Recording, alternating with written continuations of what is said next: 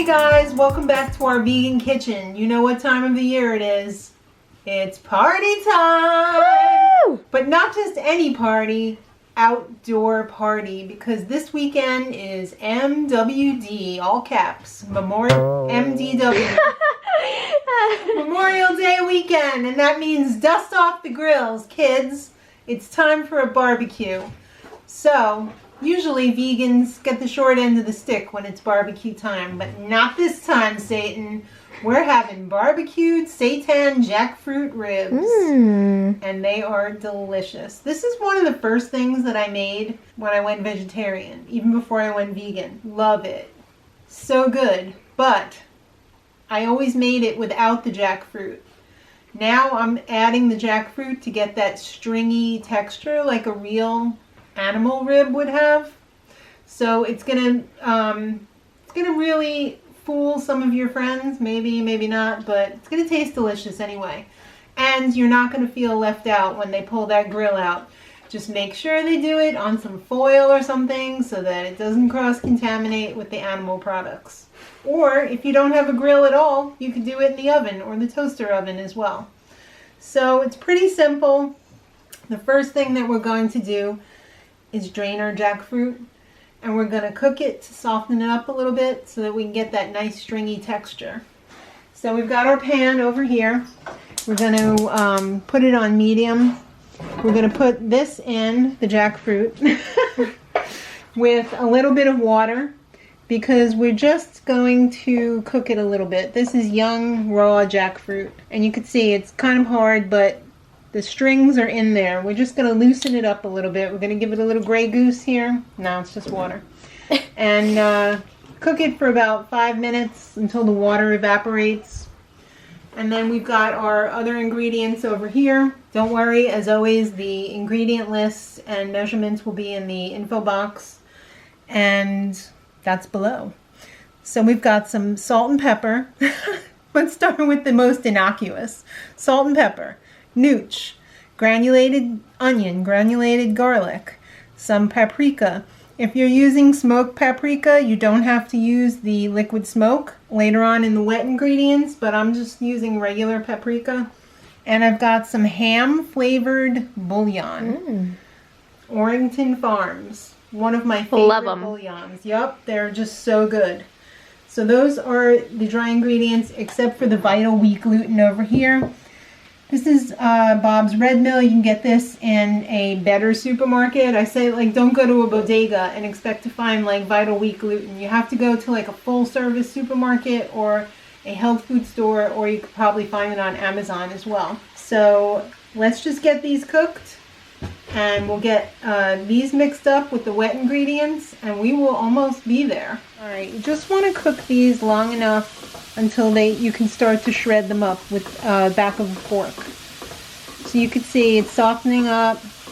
You want to make sure, especially this hard end over here, like this part is easy to shred where the triangle is wider, but that part where the stem is, that's a little bit harder to shred. But you want to make sure that you don't have any big pieces because that's going to be a big piece in the final product, and it's not going to be great. So you want to make sure that everything is shredded completely. Alright, so why don't you just take a look at the jackfruit. You can see it's all shredded nicely, like pulled pork. These are going to be pork ribs. So to our dry ingredients that we already showed you, we're going to add some peanut butter. That's going to give it that oily mouthfeel that everybody loves so much when they eat ribs. We're also going to put in a little barbecue sauce. Yes. I hate measuring. This is killing me right now. It's also going to have some of this barbecue sauce on the outside too. Obviously. We're going to put in our liquid smoke. This is going to give us that barbecue flavor. Yum. Right? And then the last wet ingredient is just water. So we're going to add our water to this, and then we're going to blend this. You could do this in a food processor, or you could do this in a blender. I'm going to use a stick blender because both my personal blender and my food, well, my food processor's all the way at the back of the cabinet. I'm not getting it out. Both blenders are dirty, so stick blender, come on and join the party. You're up. Yeah, it's your turn. So we're just going to give this a quick blend. We mostly want to blend the peanut butter. Make sure that there's no lumps of peanut butter because that's not going to be very believable. My dog thinks something's coming out of its butt. Oh, Bo. See? It's like, what is that noise?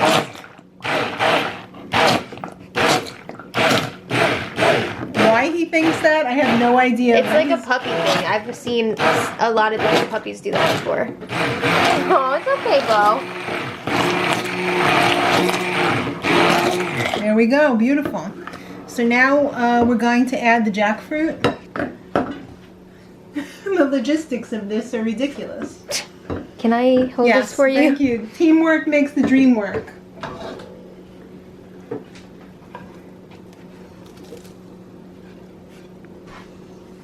It's gonna be beautiful. so good. So we're just gonna shred this a little bit more. Make sure that we got all of the hard pieces. Not too much though. So now this is the mixture. We're just going to hand mix in our Vital Wheat Gluten. This is gonna come together very quickly.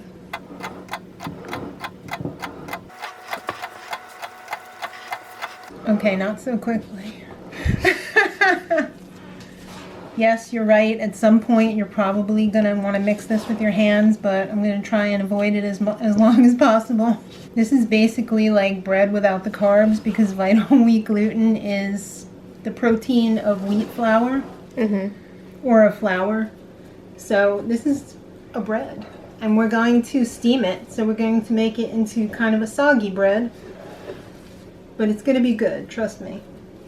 If you've never had seitan before, you'd be very surprised at how convincing it is.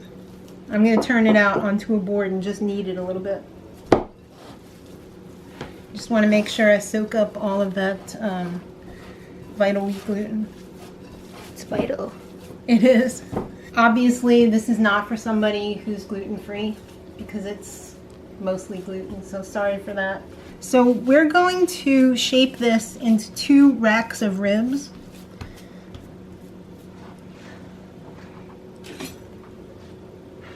So we're going to cut it in half. You don't have to do this, but I think it's just going to be like aesthetically nice.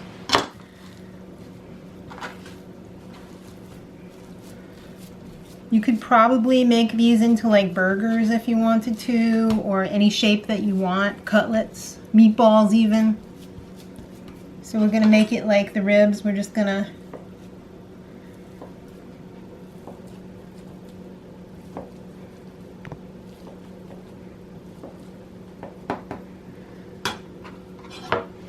do the same thing with this one, and then we're going to wrap them up and get them ready to steam in the oven.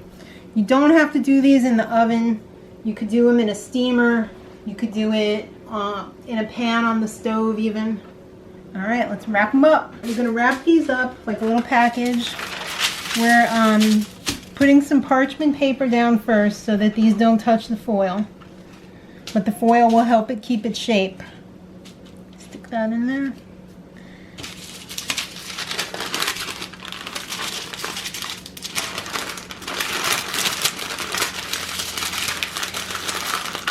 How'd you like to get that in the mail? I love it.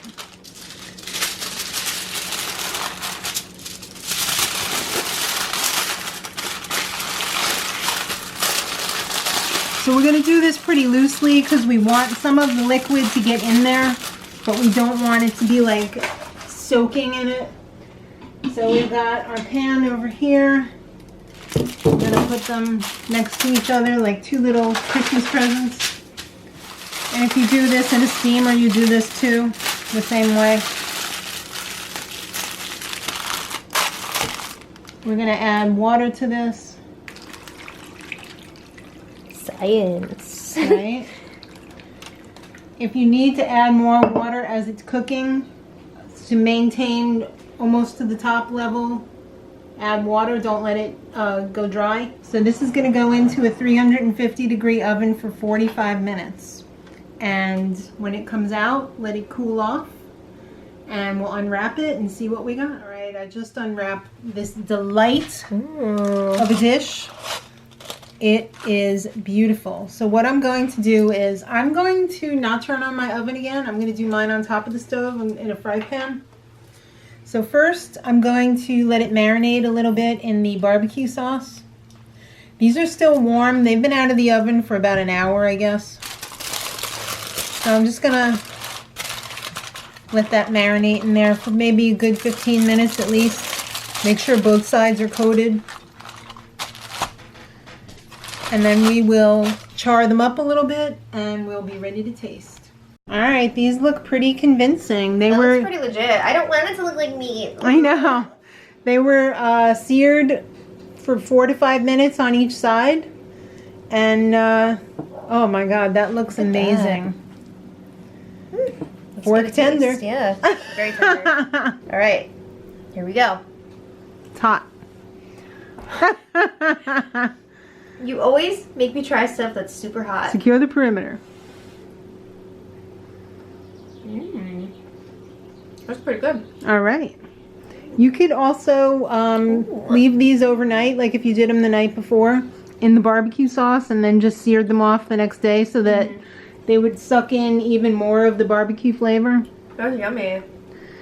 Can you just imagine that with some macaroni salad or mac and cheese? Yeah, mac and cheese or a carrot hot dog on Memorial Day weekend. I love the jackfruit in there. Excellent. Well, I hope you guys give it a try.